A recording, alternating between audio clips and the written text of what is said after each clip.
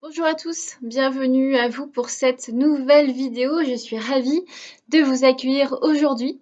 Alors, si vous ne me connaissez pas, je suis Solène Pain, je suis naturopathe et fondatrice de Fit So Good. Parce que bien se nourrir, c'est la base si on veut être en bonne santé. Alors aujourd'hui, je vais vous parler des étiquettes alimentaires suite à un petit sondage sur les réseaux. Vous avez été nombreux à me répondre et à me solliciter pour que je fasse voilà, une petite vidéo sur les étiquettes alimentaires. Alors peut-être que vous êtes accro à une application qui vous guide quand vous faites vos courses, ou peut-être faites-vous confiance tout simplement au Nutri-Score qui est en place sur de plus en plus de produits. Il y a, la question n'est pas d'être pour ou d'être contre ce genre d'outils. Moi, ce que je dis souvent à mes clients que je rencontre et qui utilisent ce genre d'outils, c'est plutôt de les guider euh, pour, euh, pour qu'ils soient plutôt autonomes et responsables quand ils font leurs courses. Puisque je trouve ça dommage d'être dépendant et en tout cas de se fier à une application, notamment pour savoir qu'est-ce qui est bon pour soi ou pas. Donc voilà, je vous invite vraiment à justement, voilà, je suis ravie de faire cette vidéo parce que j'espère voilà, vous donner les clés pour éviter que vous soyez accro à ce genre d'outils. Parce que je trouve ça dommage voilà, de se faire un petit peu guider par les algorithmes pour savoir qu'est-ce qui est bon ou pas pour soi. Donc aujourd'hui, je vais voilà, essayer de vous donner des conseils simples, en tout cas des petites choses auxquelles il faut penser quand vous faites vos courses. Des choses que moi-même j'ai mis en place depuis quelques temps et qui ne nécessitent pas, en tout cas, de connaître la liste interminable de ce genre de choses, des additifs notamment des conservateurs, etc. Je ne vais pas vous en faire une liste aujourd'hui, à vous dire qu'est-ce qu'il faut éviter ou ceux qui sont bien ou pas bien. C'est pas le sujet du jour. C'est plus de vous donner, voilà, disons une ligne directive quand vous êtes au supermarché. Qu'est-ce que je fais quand j'ai un produit en main? Qu'est-ce que je dois regarder? Est-ce que j'achète ou j'achète pas? Sur quoi je dois me baser? Alors je dirais 4 conseils, simples en tout cas, enfin ça va être vraiment sur 4 idées essentielles, à retenir aujourd'hui.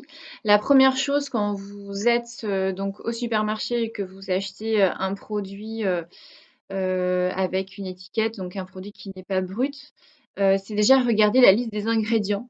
Ça paraît un peu bête comme ça, mais finalement, on n'a pas toujours le réflexe de regarder la liste des ingrédients parce qu'on se laisse un petit peu influencer aussi par le packaging, hein, et puis l'idée qu'on se fait aussi, du contenu du produit. Donc regardez bien vraiment quand même la liste des ingrédients. Plus vous avez d'ingrédients, dans un comment? Dans un produit, plus il est transformé. Donc en général, on dit 5, voilà, 5-6 ingrédients, c'est quand même déjà, c'est déjà bien. Si ça va au-delà, voilà, on rentre vraiment dans l'ultra transformé, donc laissez-le, au magasin. Ne l'achetez pas. Voilà. Donc voilà, la liste des ingrédients, c'est quand même hyper important. En sachant aussi que sur cette fameuse liste des ingrédients, ça va du plus grand au plus petit. C'est-à-dire que le premier ingrédient, c'est celui qui est en plus grosse quantité. Et le dernier ingrédient, c'est celui qui est en moins grande quantité. Donc si le premier ingrédient, c'est sucre, par exemple, ben, vous le laissez de côté aussi. Si vous voulez acheter du sucre, ben, achetez juste du sucre, quoi, du vrai en tout cas, juste du sucre. Mais si vous avez acheté un produit, soit des gâteaux, bref, hein, peu importe, des céréales, parce qu'on achète quand même pas mal de céréales aussi, pour le petit déjeuner, etc. par exemple. Si le premier ingrédient c'est le sucre, laissez tomber, s'il vous plaît. Sur le sucre, j'en profite pour vous dire comment on reconnaît aussi s'il y a du sucre, parce que c'est pas forcément marqué sucre dans les étiquettes. Ben non, c'est un peu trompeur quand même des fois. En gros, tout ce qui finit par ose, glucose, fructose, lactose, dextrose, maltose, enfin tout ce qui finit en ose, c'est du sucre. Donc voilà, ça vous donne aussi une idée de savoir si votre produit contient du sucre, parce qu'il peut y avoir du sucre dans les produits salés, hein, dans les haricots verts, les petits pois, les soupes, etc. Donc regardez bien s'il n'y a pas ce genre de produit. Donc du coup, c'est du sucre et tous les sirops d'œufs aussi, les sirops d'œufs maïs, les sirops d'œufs glucose, les sirops d'œufs fructose, tout ça, c'est vraiment des sucres de très très très mauvaise qualité qui vont avoir un impact sur votre glycémie. Et en gros, en général, à la fin, quand vous mangez ce type de produit, avec ce type de sucre, en gros, on se retrouve à avoir plus faim des fois après avoir mangé qu'on avait avant de manger. Donc voilà, regardez bien aussi la liste des ingrédients et par quoi, quels sont les ingrédients qui est en majorité aussi dans le produit. Et toujours pour terminer sur la fameuse liste des ingrédients, s'il y a des ingrédients que vous ne connaissez absolument pas, je pense à tous les additifs, hein, les conservateurs, etc., des mots absolument inconnus, avec des mots quand même un peu barbares qu'on ne connaît pas. Laissez tomber, enfin laissez aussi l'aliment de côté, ça veut dire que c'est pas des vrais enfin c'est pas des vrais ingrédients en fait, hein. Donc c'est de la chimie, ça ne doivent pas faire partie de d'une alimentation équilibrée. Au-delà de la liste des ingrédients, après, il faut juste jeter un petit coup d'œil aussi aux valeurs nutritionnelles. Donc, on ne regarde pas que les calories sur le tableau des valeurs nutritionnelles, on regarde aussi les glucides, dont sucre aussi. Le sucre, c'est vraiment très très important. Donc, on évite de se faire avoir. Donc, on regarde les valeurs nutritionnelles pour 100 grammes. Et puis en regardant la ligne de glucides, dont sucre, il y a comme des paquets, je regardais un petit peu pour préparer cette vidéo, il y a quand même des paquets de céréales, je voyais pour le petit déjeuner qui peuvent dépasser 50 grammes de sucre pour 100 grammes, ce qui est énorme, en sachant que 5 grammes de sucre, c'est un morceau en fait. Un morceau de sucre, ça équivaut à 5 grammes, donc non, c'est quand même énorme, 50 grammes de sucre pour 100 grammes. Alors c'est pour 100 grammes, hein, vous allez me dire, c'est pas par portion, mais quand même, c'est quand même trop.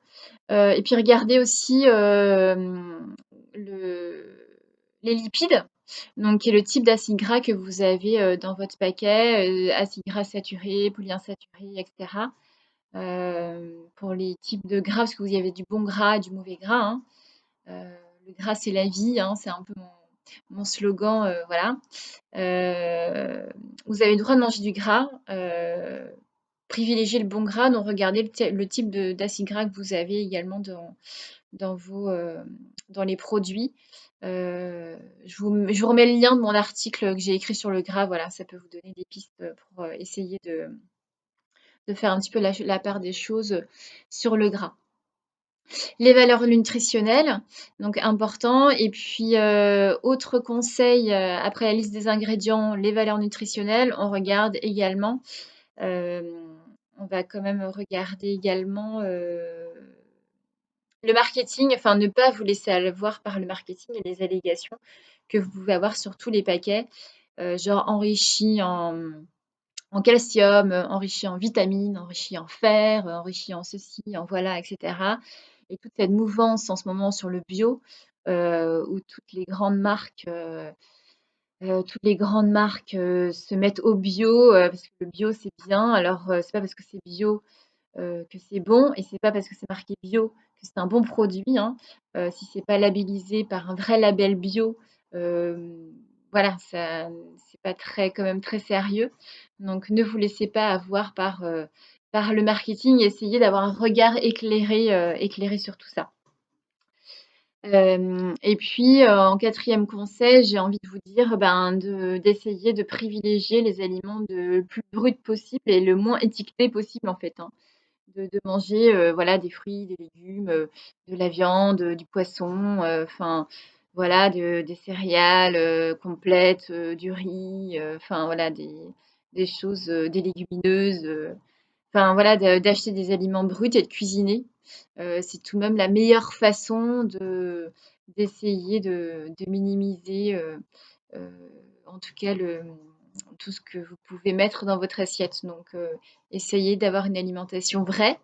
Et puis, d'autant plus que cuisiner quand même, c'est une activité hyper anti-stress. Donc, voilà, ça évite un peu l'esprit, donc essayez un petit peu de cuisiner. Puis c'est pas non plus hyper compliqué, hein. Vous pouvez cuisiner des choses simples et bonnes en très, très peu de temps. Si vous n'avez pas le temps de cuisiner, alors voilà, petite astuce, j'ai écrit un article là-dessus et j'ai des programmes en ligne également pour ça. Mettez-vous au batch cooking, hein, cuisinez le week-end pour le reste de la semaine. Sincèrement, je crois vraiment, vraiment, vraiment en cette méthode, pour pouvoir justement essayer de bien manger, de manger des choses bonnes pour vous et pour votre famille, hem, sans avoir à cuisiner, des heures tous les jours. Donc voilà, pensez au batch cooking. J'ai mon nouveau programme qui vient juste de sortir, le batch cooking family spécial automne 2020. N'hésitez pas à le télécharger. Il y a une petite offre pendant une semaine de moins 50%. Je vous mets le lien également en bas de la vidéo. Donc voilà, j'espère que cette vidéo vous aura aidé. Alors oui, non, je vous ai pas fait un cours, hein, sur tous les additifs, etc.